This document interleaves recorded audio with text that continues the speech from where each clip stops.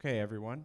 We have with us today Oleg Ivanov from Crypto Bazaar, and he's going to be talking to you about how to choose the strongest projects to invest. Please help us welcome Oleg. All right. Thank you very much.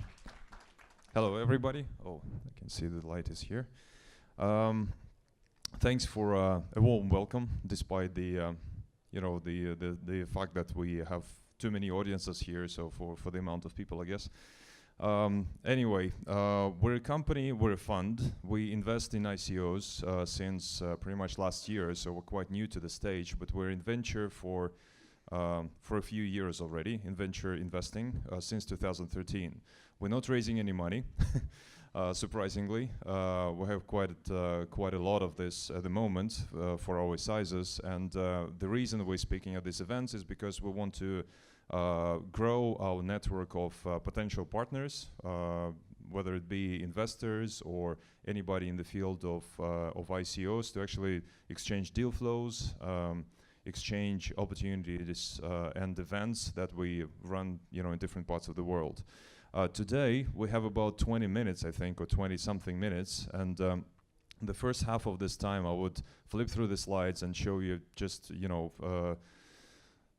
basically give you a few, an understanding of what Crypto Bazaar is, what we do, and how we could be probably useful for some of you here. And the second half of this presentation, there's going to be two projects that came with us today. Both of them are Russian-speaking, so we believe that they're worth paying attention to. So probably this will be also quite beneficial for you. Anyway, so with Crypto Bazaar, we're a platform that's active since 2013, and we specialize in finding projects and giving them access to private individuals who would want to invest into them. We have three areas of activities. We run acceleration programs. We run international demo day events in different kinds, and then we have three investment funds. One of them is in traditional lending fund, and two of them are, basically in crypto area. We have a certain amount of subscribers. You can see over here. Online we cover about 40 countries. Most of them are Russian speaking, and monthly we have a media coverage of about 3 million people through basically our network and of partners and friends. We have two companies, one of them based in Russia, the other one is in Hong Kong. This year we're setting up subsidiaries as well, hopefully one in the States towards the end of the year, then Switzerland and Caymans, of course. Last year we ran 15 international events in different countries. Just some of the pictures for you to understand how they looked. We try to do something, let's say, non-standard for the industry. So, for example, at the end of last year, we ran a Miss Blockchain competition, like an event contest, which was really interesting and was picked up by all the media. So I don't know, maybe we'll continue doing that in other countries as well. Some of the events, like this one, I think was in Dubai. This was in Monaco, and just a slight lineup of those countries where we were doing these events. Coupled up with Dubai, Monaco, Switzerland, Hong Kong, Singapore, and Warsaw. This year we are adding up additional locations as well, and we're trying, like I said, with all these events and all our participations, we're trying to build a network of partners and friends so that, again, we could exchange, basically the deal flows, maybe go together into interesting projects, in terms of investments maybe, and maybe add on some of our capital to the deals that you're looking at the moment. We think we have quite an interesting network of friends and partners, starting from all the foundations, Ethereum, Bitcoin, Crypto Valley, down to like a ton of other people. Definitely, there's not enough space for everybody to list here. We are part of a consortium of about 300 international investment funds. Most of them at the moment are within fiat. They haven't done anything in crypto, but more and more they are moving into this area at the moment. We run our talk show in, unfortunately or fortunately, in Russian on a weekly basis, with covering with every show covering about 30 to 40 thousand viewers, basically. A certain amount of subscribers, media guys, events that we take part in, different databases, and so on and so forth. So in terms of the numbers, in traditional investment area, we helped, since 2013, we helped a few hundred companies raise about $250 million. That was our influence. If we talk about the crypto area, this was actually up to date till December last year, I think, so it's a little bit obsolete already. So this is a list of companies that we helped to raise money this way or another. In some of them we invested money ourselves. So probably some of you would know this project, Icon Foundation. Anybody knows this? Okay, yeah, thanks. We're quite lucky to get in there, and got about 140, I think, X to the invested capital. So we're sitting on a pile of cash now, looking to invest, somewhere. Anyway, in terms of the funds, like I said, we have the traditional lending fund since 2013. It helps us to run our, it's good for our cash flow. And then we have the two crypto funds. One of them is traditional venture. So we are investing in pre-ICO and token pre-sale stages of different ICOs, usually international. And then we also, playing around with margin lending fund. Basically, this would be a fiat lending against Bitcoin and your crypto as a collateral. This is something that is picking up quite a lot. I mean, you've probably seen quite a few projects even today, or during this conference, because they're present in the other hotel at the moment. Why we're looking at this area is it's quite simple. I mean, if you do your homework and if you analyze all the projects that were raising the money through the mechanism of ICO, then it's quite easy to spot some of the best performers. So some of the guys that you can see over here would give you an average return of about 30,000%. Apparently some of them less, some of them a little bit more, on the amount of money that you invested. And this is by far, of course, much more in terms of your return in your traditional venture deals like that, investing in ICOs, as opposed to any traditional trading. Because through the last year, where we traveled and talked in different countries with different people, we haven't been able to spot a single trading company or a trading specialist who actually outperformed Bitcoin. So it was basically, it would be much smarter to just buy Bitcoin and hold it during the last year, rather than trying to sort of involve yourself into trading activities. Having said that, ICO investing is exactly the opposite. I mean, this is something that was bringing very interesting returns. And when our analytics division was going through all the ICOs that were launched during 2017, then we came across a very interesting conclusion. First of all the media channels, if we read them, right, Cointelegraph and all the other guys, most of the cases the media guys would write about this or that project that. And the achievements, right? That they, attracted so many millions, 30 millions, 100 millions, whatever else, during the ICO program. But what they don't write about is the return that they bring to the investors, right? And that's the most interesting side for us. I mean, if we do invest the money, then how do we evaluate all the projects historically, so that we can pick the best performers? Because that's quite obvious, right? And this information, unfortunately, is not very visible. So just some of the stuff that could be useful for those who are looking to invest in ICOs is on this slide. And there's only two conclusions. The conclusion number one, all historical ICOs that were collecting money, the best returns for the investors were those who would be focusing on infrastructure projects. So basically your core blockchain technology projects. The ones that are developing new new types of blockchains, cross chains, side chains, whatever you name it, basically. And again, once we understand that, it's quite, it's quite reasonable, right? Because we're at the very beginning of building this infrastructure.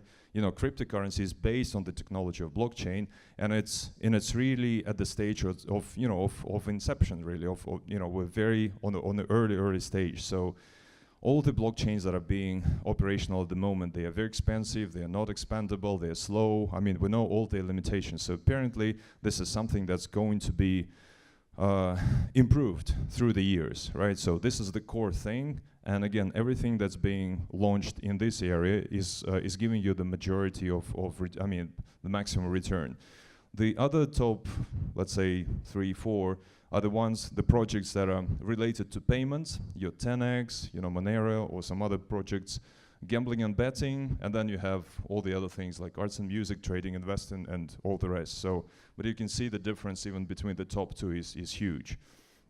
So that's the first conclusion. So apparently, if you do want to receive your, multiples, like huge multiples on investments, so probably we should be focusing on the first line really, maybe the first two at least. The second conclusion is also quite obvious. And the obvious thing there, of course, is, it sounds very funny and very obvious. The less money a project collects at the ICO stage, the more return it gives to the investor.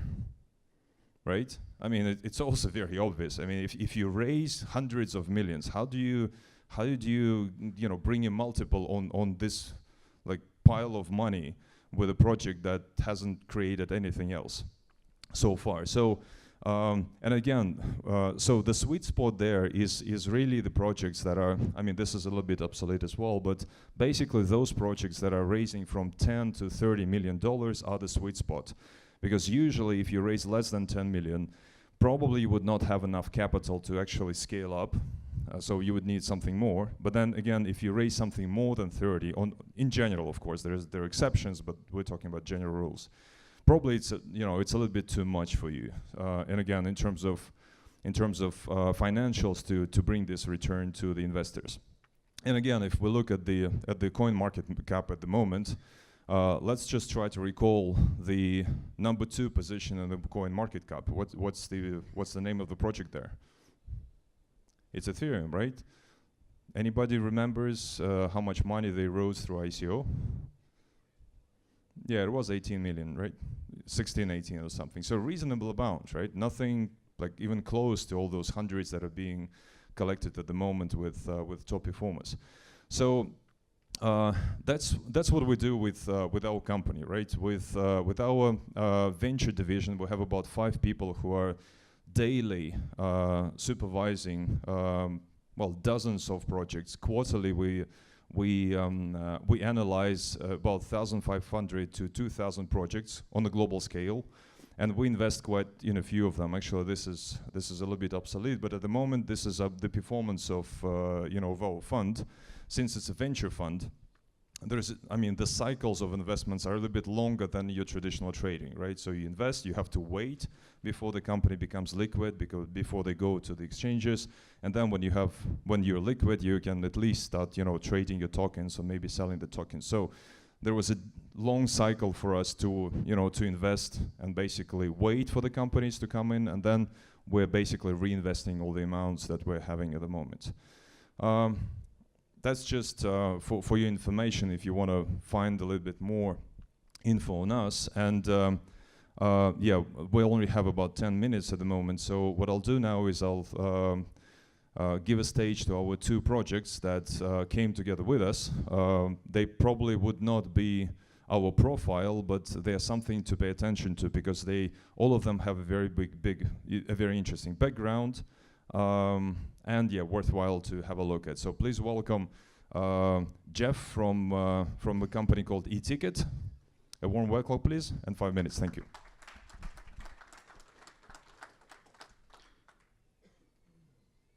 Hello, everyone. My name is Jeff. I'm a business development and strategy advisor for eTicket 4. So anybody knows here what is a secondary ticketing marketplace is? Okay. To somebody who doesn't, I will name several sports like baseball, for example, or American football. There is a very big event right now in South Korea, which is Winter Olympics. So if anybody wants to buy a ticket to those events, eventually he goes to organizer website or some kind of aggregator website where he buys original tickets for specific price. It can be standard price, or for VIP ticket it can be a price which is a little bit higher. But what happens when there is no more ticket left? So then the customer has a problem. He needs to go to some kind of brokers. Most of the time he has several problems when he wants to deal with those brokers. So we invented a platform which is called eTicket4 to be able to solve all those problems, both for the buyers, for the brokers, and for event organizers. So most of the core team of eTicket4 is based in Israel, but actually the team is very international. We have people that are based in Vietnam, in Mexico, in Singapore. I myself is based in Germany, Düsseldorf. Most of the software developer team is based in Eastern Europe, of course. So the annual growth of the global secondary ticket marketplace is approximately 19% per year. So this is those websites, those brokers that actually selling the tickets to buyers when there is no more ticket left on the original platform. So the market is approximately, it's not so big from the perspective of the players on the market. Probably most of you heard about Ticketmaster, I would guess.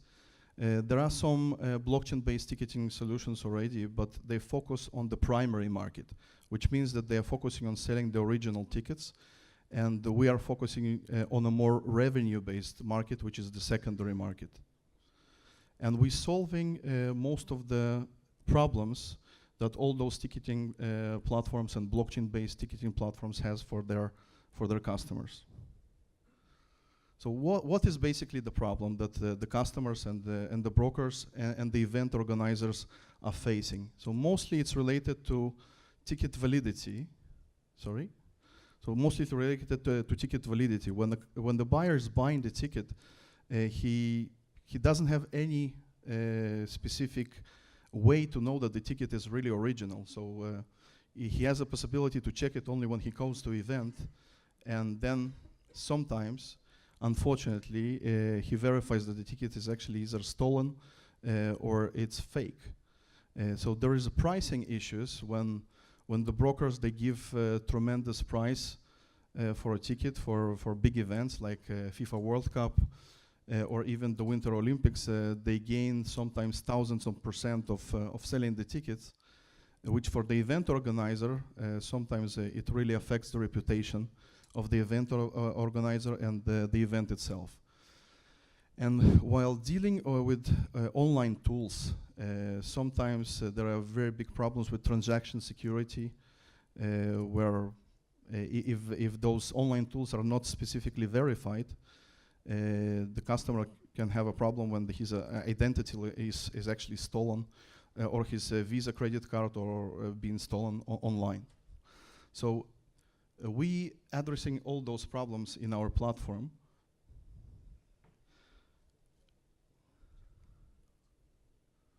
So currently, the project is already existing since 2015. So in comparison to a lot of other blockchain-based projects, we actually have a live product with real customers, with several different stakeholders, which are the buyers, the brokers, and the event organizers. On our platform currently, we have live 3,500 brokers that are selling the tickets to multiple different events, from concerts to sport events and other events. We concentrated in the beginning on Eastern Europe because we know in the summertime there will be FIFA World Cup 2018, which would attract customers and buyers from all over the world. And this is why we started the project actually in Russia. So we have several advantages here over our competitors that I mentioned before.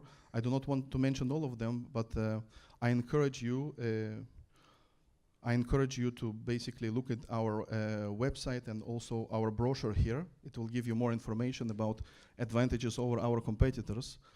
We have a very clear roadmap for the next several years. I can tell you right now that this is a live product and it's bringing already 2 million turnover per year. We will have a token generation event starting February 27, so it's basically in 1 week. On this event, we'll have a big inauguration in Frankfurt on a very big blockchain event in Frankfurt as well. So the business plan is divide what we get from the token generation event. 40% will go to marketing. We want to really scale out the product and expand it on the American market, on Asia Pacific market, on Latin American markets, and Middle Eastern markets, of course. We will provide 30% of it to development, 20% to operation and legal, and 10% for reserve fund. But we'll have we have a very good white paper that you can go to our website, eticket4.io, and check everything in a very professional way in our white paper. So the advantages is that it's real business with real customers and real existing revenue. Yeah.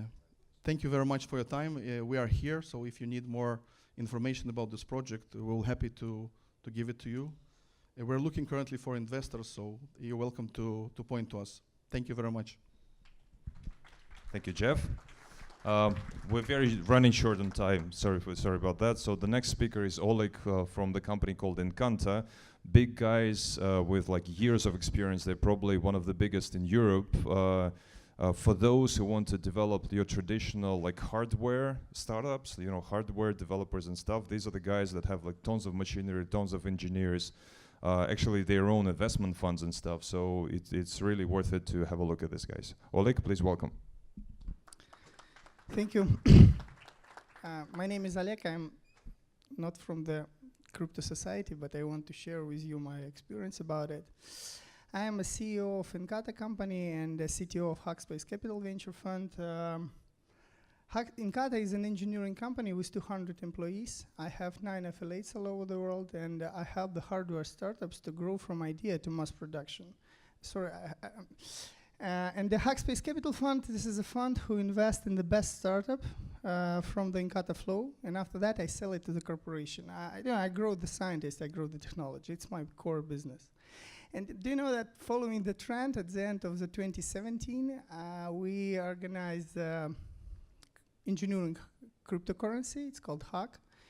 And in one day we raised $5 million.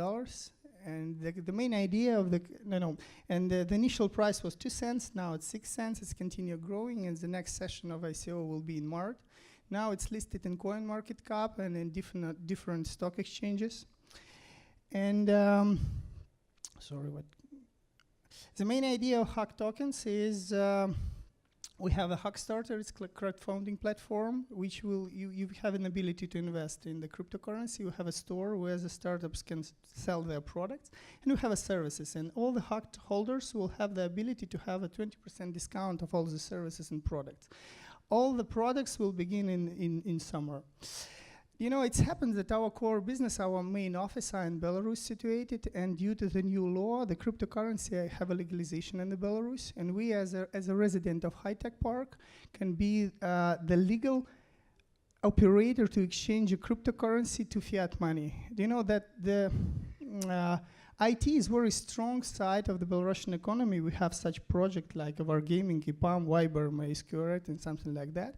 And I gave to my IT department the task to make the Xchanga crypto exchange, to give the ability to all our customers to issue Visa cards to the foreigners, and they can use it easily to change the money from cryptocurrency to fiat. And we can send to the full verified customer these Visa cards. And it will not be a problem when you just send the money from the stock exchange to your local account, and it will be blocked because the banks don't want to have something, have no deal with the cryptocurrency. That's why you're welcome. Now we are working with that, and if you have some questions, just follow up our projects. And thank you so much for your time.